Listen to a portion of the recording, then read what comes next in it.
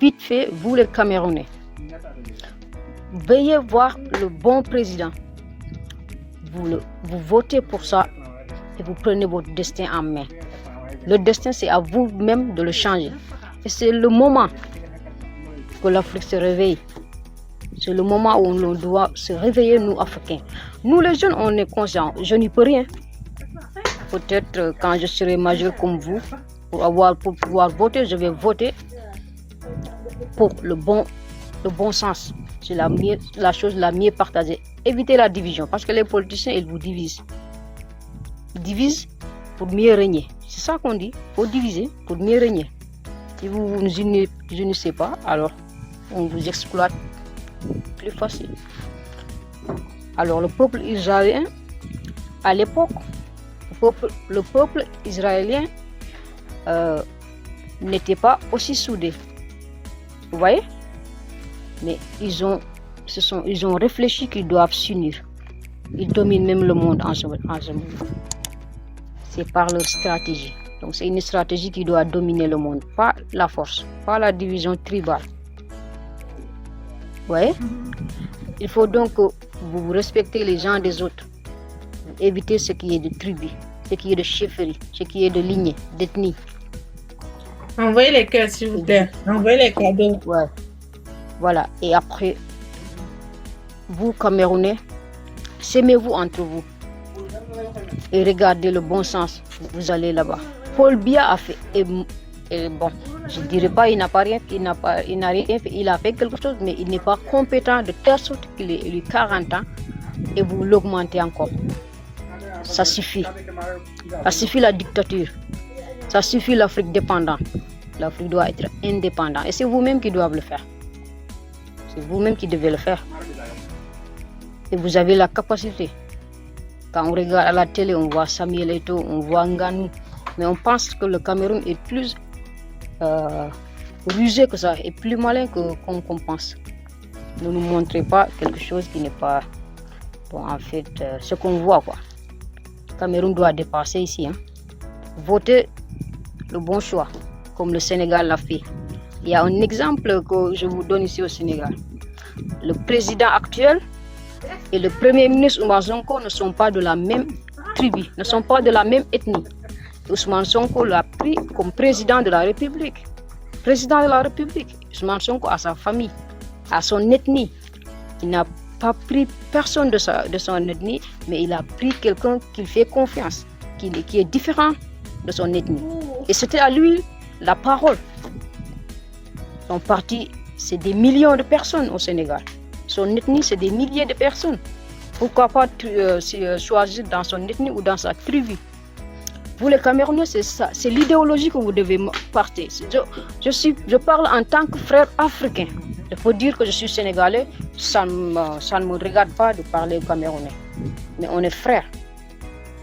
On est frères. Le sport, peut-être dans le sport, il y a les conflits, et c'est le sport qui demande ça. Et après le sport, c'est l'amitié, quoi. On est frères. Alors, c'était ça le message que j'avais à lancer en tant que jeune. Bonjour la famille, j'espère que vous portez bien. De mon côté, je me porte super bien. Alors, avant de continuer cette vidéo, la famille, je vous demande ici de liker la vidéo, partager, surtout abonnez-vous à la page pour ne pas rater les prochaines vidéos. Allez aussi vous abonner à ma chaîne YouTube. Laissez vos avis dans les commentaires parce que c'est très important. Alors, je suis tombé sur la petite vidéo que vous venez juste d'écouter. J'ai été choqué de voir un petit Sénégalais qui n'a que 14 ans. Voilà, qui n'a que 14 ans. De s'exprimer et de donner son avis par rapport à ce qui se passe dans notre pays. Et le petit ici, il a tout dit. Parce que ce qui nous tue, nous, Camerounais, c'est la division. Parce que dans notre tête, on pense toujours que non, il y a tel tribu qui est plus grand que nous. Il y a tel tribu qui est un peu mieux que l'autre. Pourtant, dans notre pays, on ne devait plus faire ce genre de choses, de comparer une autre tribu à une autre tribu. Non, on ne devait plus le faire. Nous sommes en 2025 et les élections sont bientôt. Mais ce qui m'intrigue beaucoup, c'est que je ne vois pas les jeunes parler, s'intéresser de la politique de notre pays. Ce qui est marrant. On dirait que tous les jeunes qui sont au pays, eux, ils s'en foutent. Ils n'ont pas le temps, la politique ne les intéresse pas. Mais moi, ce qui me fait mal, c'est que ce que je vois sur Internet, c'est que ce qui intéresse la plupart des créateurs de contenu, pour eux, ils passent autant à discuter juste parce que l'autre a les abonnés que l'autre. C'est dans ça que nous sommes plus focalisés. Mais quand je vois un enfant qui n'a que 14 ans et qui n'est même pas camerounais, mais c'est un petit Sénégalais qui nous donne des leçons, moi je me pose tellement de questions. Oui. Je me pose énormément de questions. Que mais qu'est-ce qui ne va pas, qu'est-ce qui n'a pas marché, qu'est-ce qui ne marche pas dans notre pays? Le fait que je ne vois pas des jeunes, rares sont des personnes, rares sont des jeunes qui parlent de la politique dans notre pays et qui parlent de ce qui est important ou ce qui est nécessaire pour le moment. Parce que nous sommes entrés dans une phase de 2025. Est-ce que le Camerounais est prêt? Est-ce qu'il est prêt à recevoir ce changement dans son pays? Je ne pense pas. Oui, je ne pense pas que nous sommes prêts à accepter et à recevoir ce changement. Parce que si on était prêt et qu'on était vraiment prêt à recevoir ce changement, c'est qu'aujourd'hui, je ne vois pas des jeunes se mettre sur Internet, discuter avec un autre jeune, juste parce que l'autre a des abonnés que l'autre. C'est marrant. C'est étonnant. Et c'est honteux même. C'est honteux. Est-ce que nous sommes prêts donc à prendre notre destin en main et faire changer des choses dans notre pays? Est-ce que nous sommes prêts à ça? Nous ne sommes pas prêts à ça. Nous ne sommes même pas du tout prêts. Nous ne sommes même pas du tout prêts même à ça. Mais aujourd'hui, un enfant qui n'a que 14 ans vient nous donner des leçons.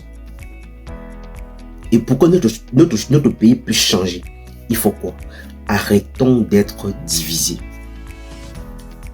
Arrêtons de se diviser entre nous. Parce que s'il n'y a pas de l'entente entre nous, il n'y a rien du tout qui doit changer dans ce pays. Oui, il faut s'entendre et faire le bon choix par rapport aux élections 2025. Et j'espère que le message de cet enfant, il est passé. Oui, j'espère que le message de cet enfant, il est passé. Parce que le petit, il n'a que 14 ans. Et dans notre pays, il y a combien d'enfants qui s'intéressent à ce qui se passe dans les pays? Il y en a combien? Il y a combien de jeunes qui s'intéressent à ce qui se passe dans notre pays? Ils sont peu. Mais ce qui est le plus important, c'est de parler des gens en longueur de journée. Tel a fait telle chose, tel est devenu ceci parce qu'il a fait comme ça. C'est ça qui est le plus important chez nous. Mais un enfant vient nous montrer la différence aujourd'hui. Et il donne les exemples même dans son pays.